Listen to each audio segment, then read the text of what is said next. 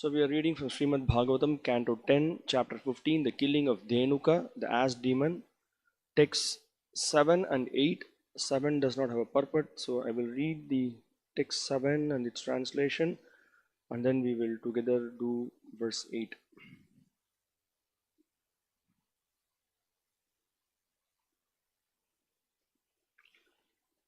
Nrityantyaमीशिकिन ईद्यमुदाहरिण्य कुर्वन्ति गोप्य इव ते प्रियमीक्षणेन सूक्तैश्च कोकिलगणा गृहमागताय धन्यावनौकस इयान् हि सतां निसर्गः. O worshipable one, these peacocks are dancing before you out of joy. These doe are pleasing you with affectionate glances, just as the gopis do, and these cuckoos are honoring you with Vedic prayers. All these residents of the forest are most fortunate, and their behavior toward you certainly befits great souls receiving another great soul at home. Text 8. So please repeat. Danya Iyam Adya Dharani Trina Virudaha Tvat Pada Sprishaha Druma Lataha Karaja Abhimrishtaha Nadyah Adrayah Kaga Mrigaha Sadhaya Avalokaihi Gopyah Antarena Bhujayoho Api Yat Spruha Shrihi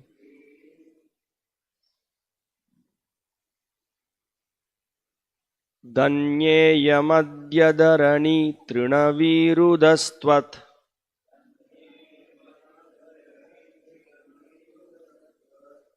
Padasprishodrumalata Karajabhimrishtaha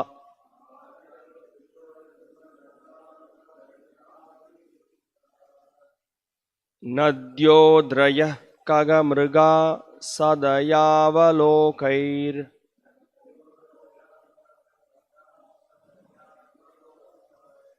Gopyontarena Bhujayor Apiyat Sprihashrihi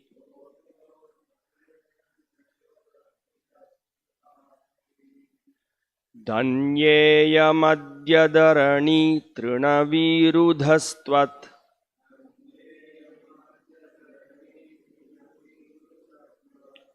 Padasprishodrumalata Karajabhimrishtaha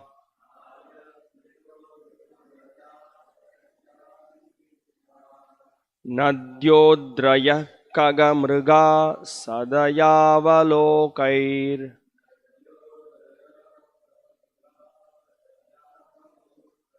Gopyontarena Bhujayor Apiyat Sprihashrihi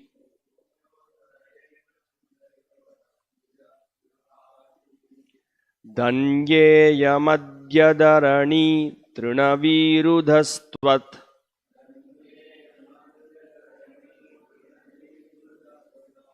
Padasprishodrumalata Karajabhimrishtaha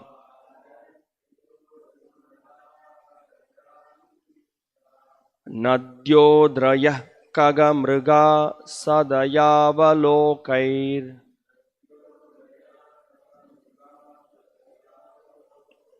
Gopyontarena Bhujayor Apiyat Sprihashrihi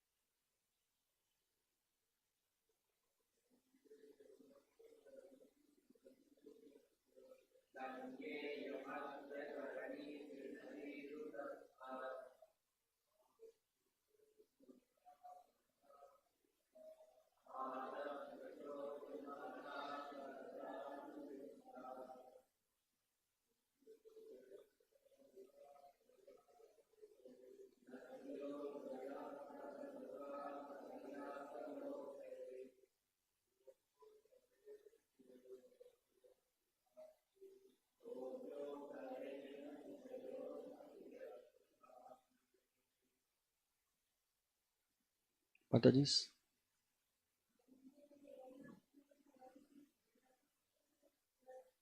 Dhanyeyamadyadharani trinavirudhastvat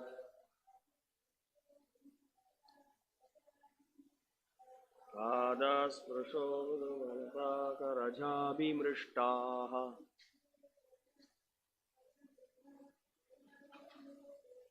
Nadyodrayakkagamrugasadayavalokair Gopyontarena bhujayor apiyat sprihashvihi Dhanya, fortunate. Yam, this. Adya, now. Dharani, the earth. Truna, her grasses. Virudaha, and bushes. Tvat, your. Pada, of the feet. Sprishaha, receiving the touch. Druma, the trees. Lataha, and creepers. Karaja, by your fingernails. Abhimrishtaha, touched. Nadyaha, the rivers. Adrayaha, and mountains. Kaga, the birds. Mrigaha, and animals. Sadhaya, merciful. Avalokaihi, by your glances. Gopyaha, the gopis.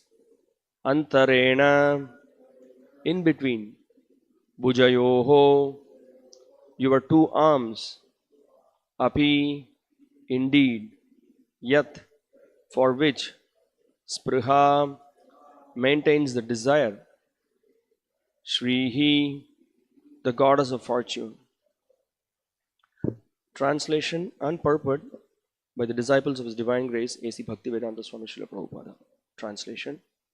This earth has now become most fortunate because you have touched her grass and bushes with your feet, and her trees and creepers with your fingernails, and because you have grazed her rivers, mountains, birds, and animals with your merciful glances. But above all, you have embraced the young cowherd women between your two arms, a favor hankered after by the goddess of fortune herself. Purport. The word Adya now indicates the time of Lord Balarama and Lord Kṛṣṇa's appearance on the earth. In his form of Varaha, Lord Kṛṣṇa personally saved the earth, and indeed the earth is understood to rest perpetually on the potency of Shesha. Both Varaha and Shesha are expansions of Balarama, who is himself an expansion of Lord Kṛṣṇa, the original personality of Godhead.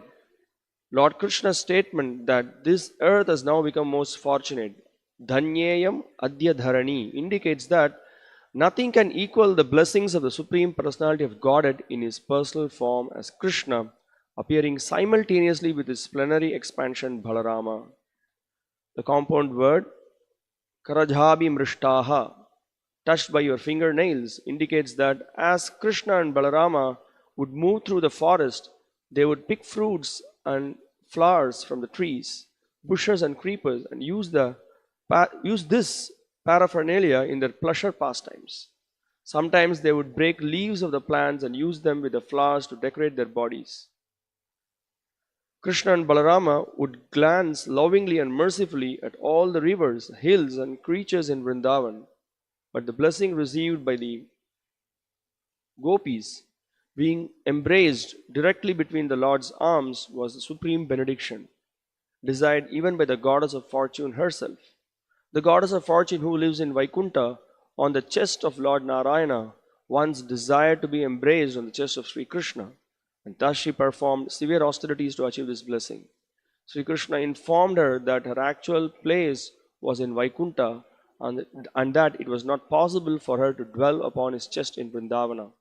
Therefore, she begged Krishna to allow her to remain on his chest in the form of a golden lion, and he granted her this benediction.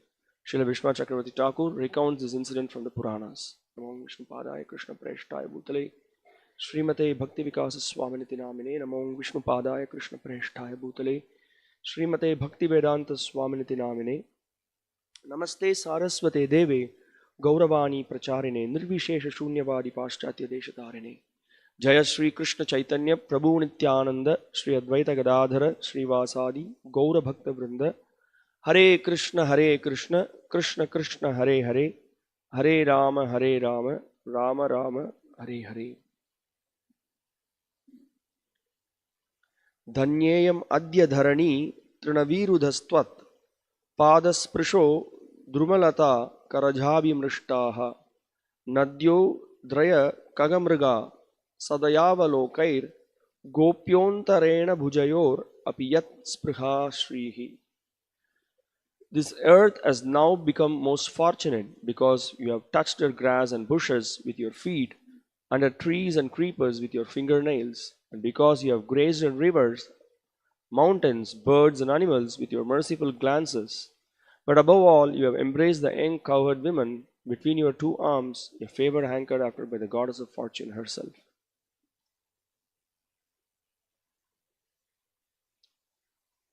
So we can see here, Krishna is continuing with the glorification of the inhabitants of Vrindavana. Of course, he's glorifying Balaram, and also he's also glorifying the inhabitants of Vrindavana, how everyone is eagerly anxious to serve you. So in the previous verses we saw how actually the glorification also, the acharyas in their commentaries, they point out that the glorification is about Balaram, but also indirectly it's also Krishna is also glorified. They point out that.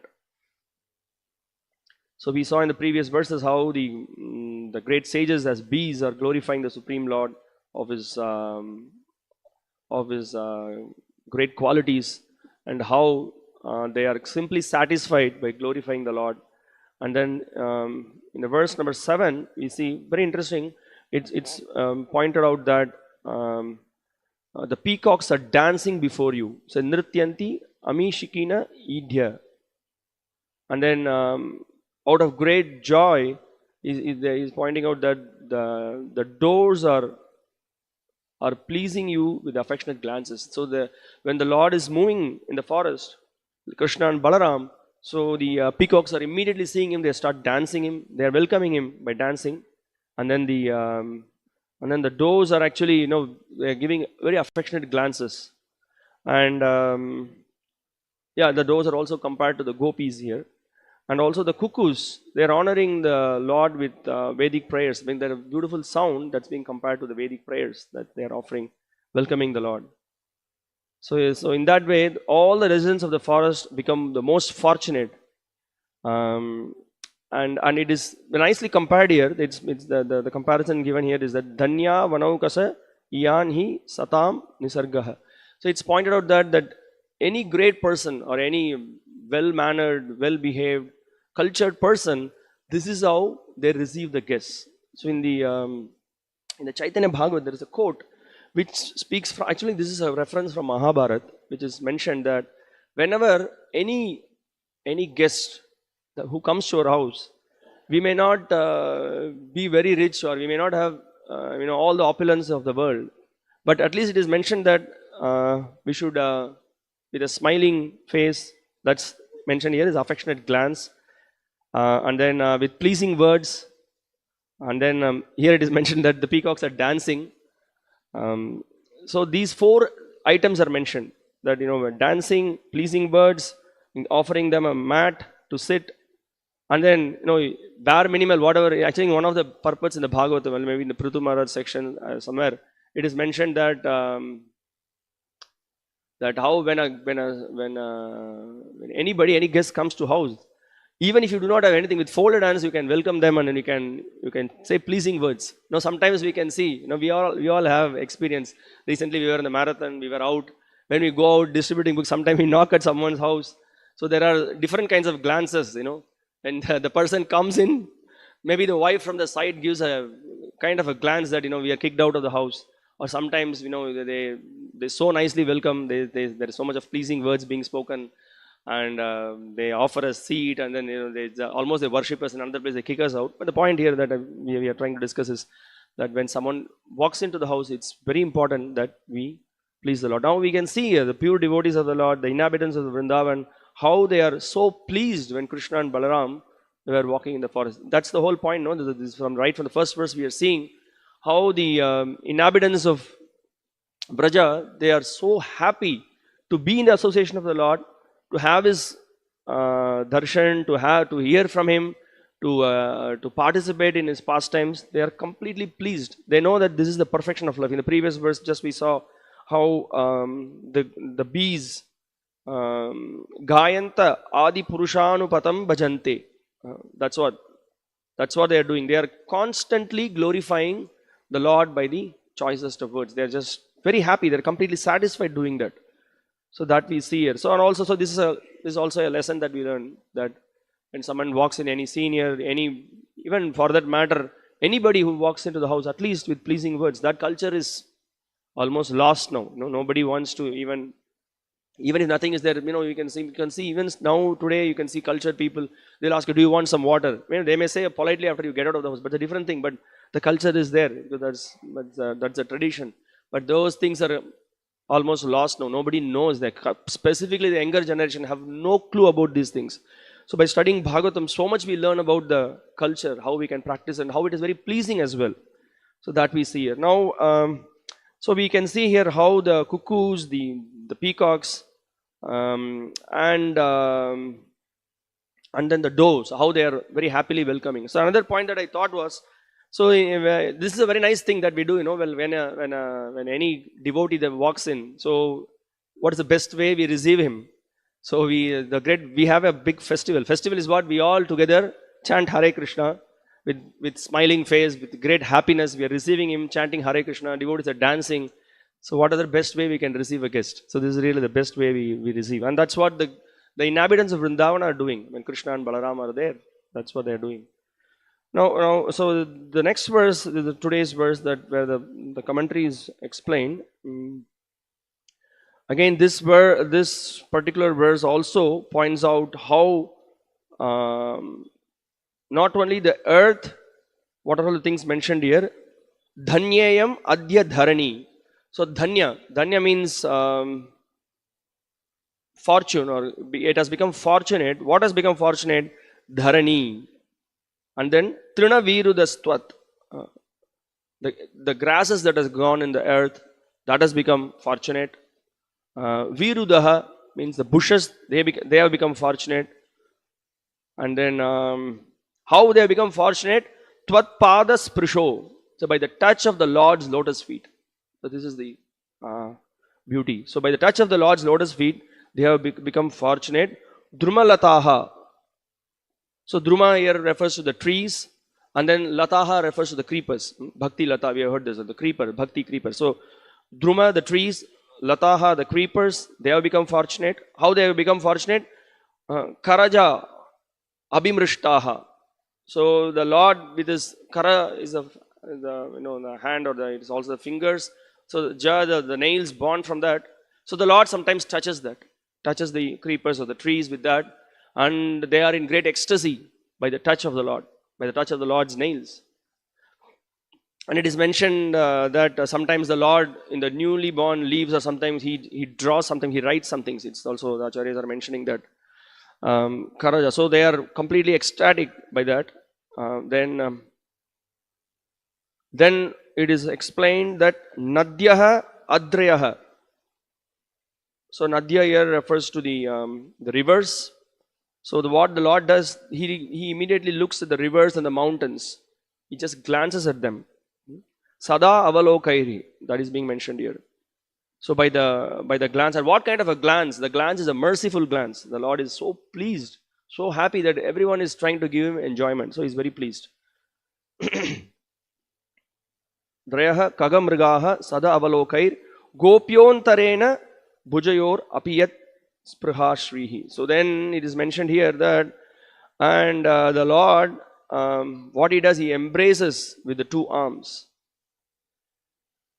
So here he is mentioned that they have embraced the young cowherd women between your two arms, and that is something very, very, very rare. The Lord does. There are so many devotees that we can see in the Bhagavatam, in various Puranas, that the Lord is pleased by them. But it's not so easy that the Lord has embraced. It's mentioned that Sudama was embraced by the Lord, and then Balarama is embraced by the Lord, and then the gopis. So it's not an ordinary thing. It's something very special. So here they say that here it's pointed out that the gopis became very fortunate. And then here in the commentary we see that Srila Vishwanath Chakravarti Thakur is pointing out that even Lakshmi Devi, she herself wanted to be embraced by the Supreme Lord Sri Krishna. So she performed severe austerities, but then here at the end of the purport it is pointed out that in spite of her performance of austerities, Krishna has given her a benediction by which she resides in her chest as a golden line. In that way, he has granted her benediction. Although he said your constitutional position is to be in Vaikuntha serving Vishnu, but still, since you are hankering, I give you this benediction. So that is being pointed out here. And so that's the whole point here. So the whole point is that all the residents of Vrindavan, so their entire existence is to see in various activities how Krishna can be pleased, how Krishna can be satisfied. And we see here one more thing, that what is that speciality here in the beginning of the purport it is pointed out that in his form of Varaha, Lord Krishna personally saved the earth. And indeed, the earth is understood to rest perpetually on the potency of Shesha. So the earth is touched by, when Varaha lifted the earth, and then the Shesha also on his hood is holding the earth. So then both of them, yes, they were fortunate. But then here the emphasis is given about how Krishna, being the Swayam Bhagavan, when he performs various activities, how that is even more pleasing, even more, it gives great joy for everyone. So that is the point here that's being made. So Lord Krishna's statement that this earth has now become most fortunate, Dhanyayam Adhya Dharani, indicates that nothing can equal the blessings of the Supreme Personality of Godhead in his personal form as Krishna, appearing simultaneously with his plenary expansion Balaram. So this is the whole point.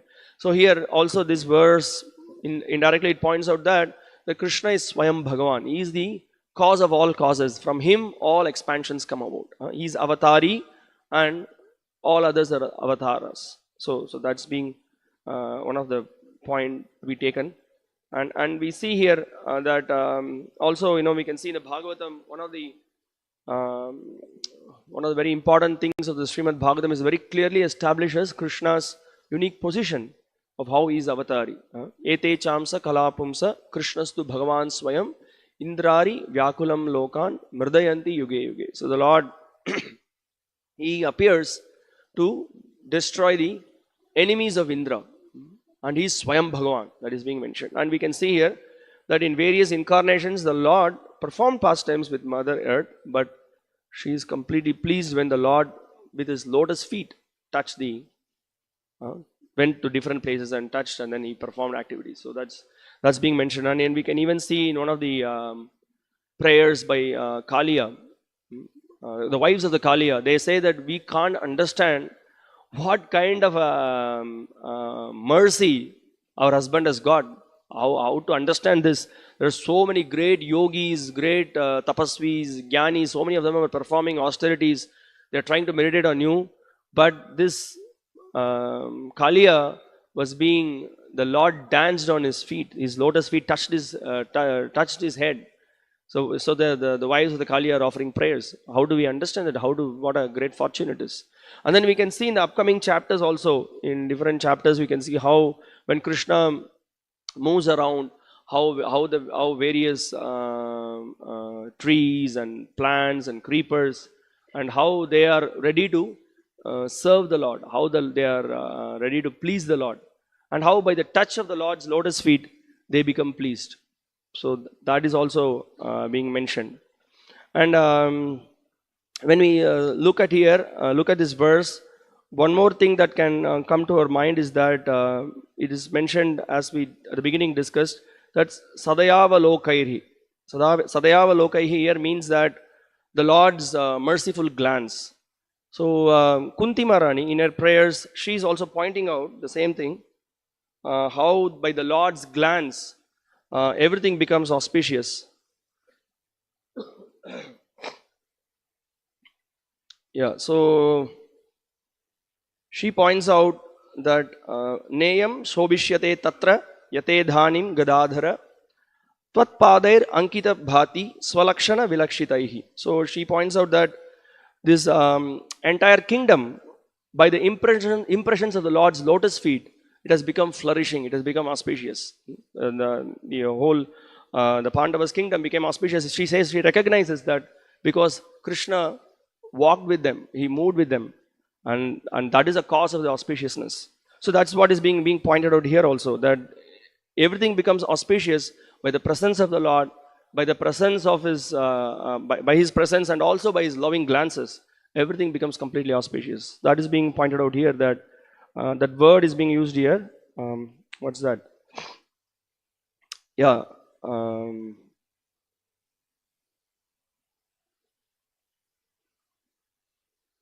Sadhaya Valokaihi.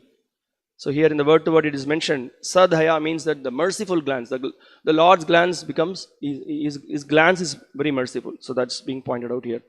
So and also we see again Kunti Maharani in the next verse, she points out that Imejana Padashraddha Supaukvaushadi Virudaha Vanadri Nadyudhanvanto Yedhante Tavavikshitaihi. So she points out that in fact all the cities and villages, it all became flourishing.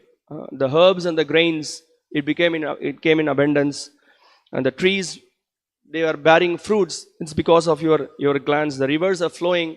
The rivers, it doesn't become dry. It is flowing throughout the year. It is all by your mercy.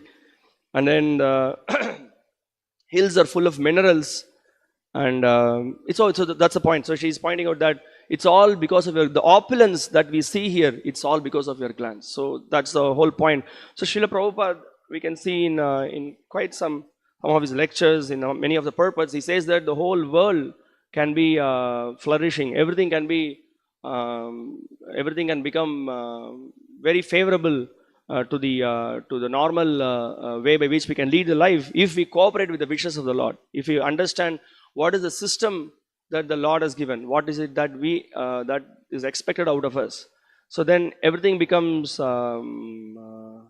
the whole earth becomes very favorable, and it becomes very conducive to practice spiritual life. So that's what we see. Srila Prabhupada, in one of the purports of the Bhagavad Gita, he points out that the whole society, the whole modern civilization is completely misdirected, because they do not know what is the purpose of the creation, what is the role of the living entities in this world, what we are supposed to do. So everyone is whimsically trying to satisfy their senses. They're trying to enjoy the senses in this world, and as a result there is only chaos. So he points out that people are trying to accumulate a lot of money.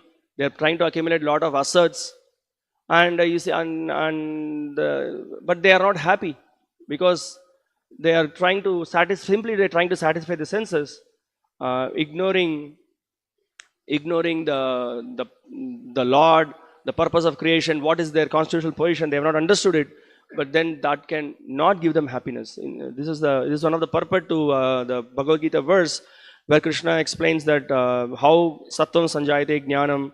In that verse, the purport to this verse is very much, he's pointing out this, that one should not be in the mode of passion. One should not be in the mode of ignorance. One should raise himself to the passion, to the mode of goodness. Because from the mode of goodness, one can raise himself to the platform of Shuddha Sattva. So that's the ideal platform. So the whole society is now driven by passion and ignorance. And in such a society, there cannot be peace, there cannot be happiness. The whole civilization will be misdirected. So Srila Prabhupada points out that so it is very important, at least some portion of the society, he says that at least some portion of the society should become sane. Sane means when one becomes a devotee of the Lord, when one acknowledges that Lord has given everything. So we should thank the Lord, we should glorify the Lord. So in that way, when we start acknowledging and engaging in His service, we will get all the auspiciousness.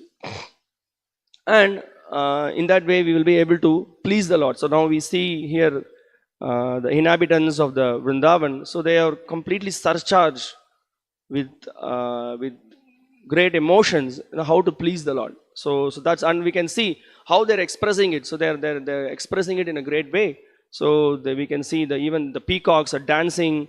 The doors are giving affectionate glances on the Lord, and the cuckoos are beautifully singing, and that is being compared to offering Vedic prayers. So this is the way. So this is the whole point. By hearing about the residents of Vrindavan, by hearing about the great devotees of the Lord, we understand and we learn that the goal of life is to please the Supreme Personality of Godhead.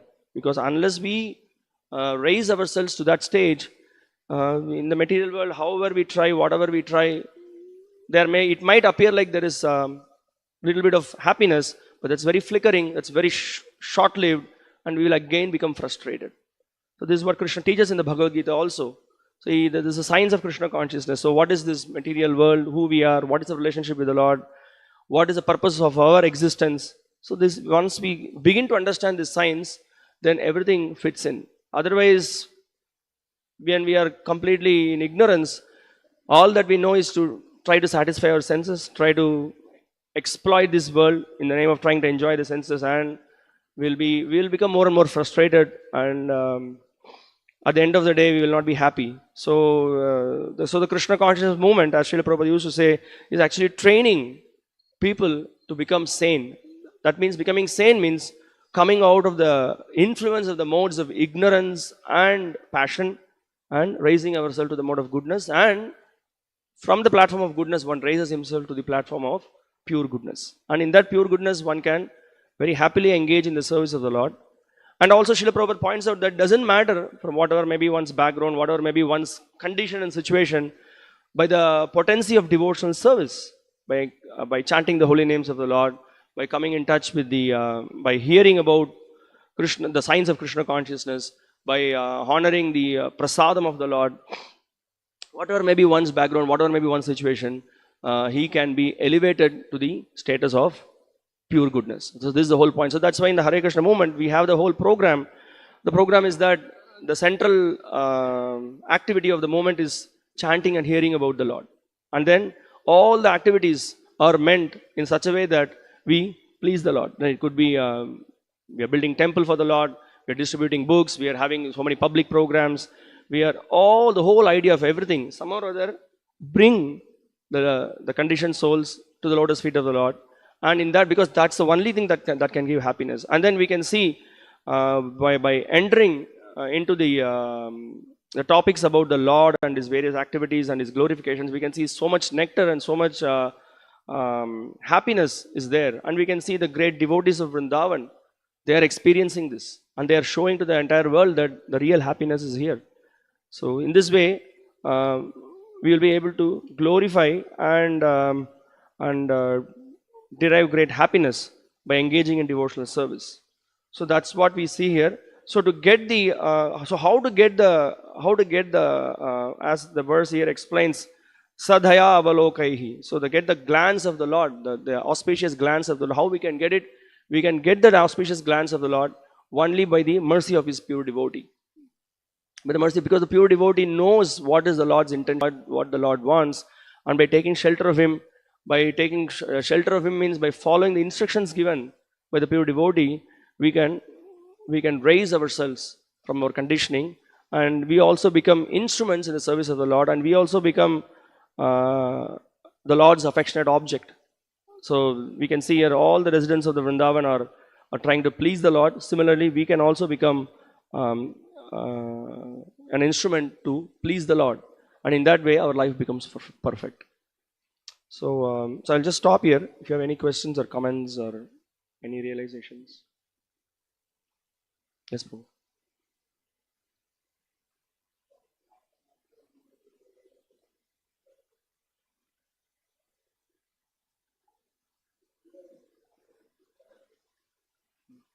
So the question is that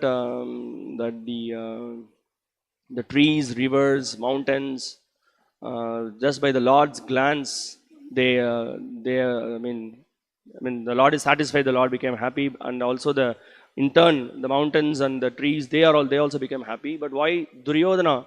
He was he was with the Lord. Why he's not happy? So there's a point, because the Duryodhana is a demon. He does not want to cooperate with the wish of the Lord, and and the Lord also, when somebody does not want to surrender and does not want to submit to his wishes, the Lord does not show himself. Naham prakash sarvasya yoga maya samavrtaha. So the Lord does not show himself to one who does not want to submit himself. So then he comes under the grip of the illusory energy of the Lord. He comes, and then when we are in the illusory energy of the Lord, our tendency is always to lord over the material nature and try to exploit the resources of the material nature. So although Duryodhana was right in front of Krishna, since he did not have proper knowledge, proper understanding about the Lord, he saw the Lord as some magician or some person with some mystic power. So that's the reason. Although he was with the Lord, he didn't he didn't use the great opportunity that he had to get his mercy. Anything else? Thank you. Srila Prabhupada ki jai. Srimad Bhagavatam ki jai. Hare Krishna.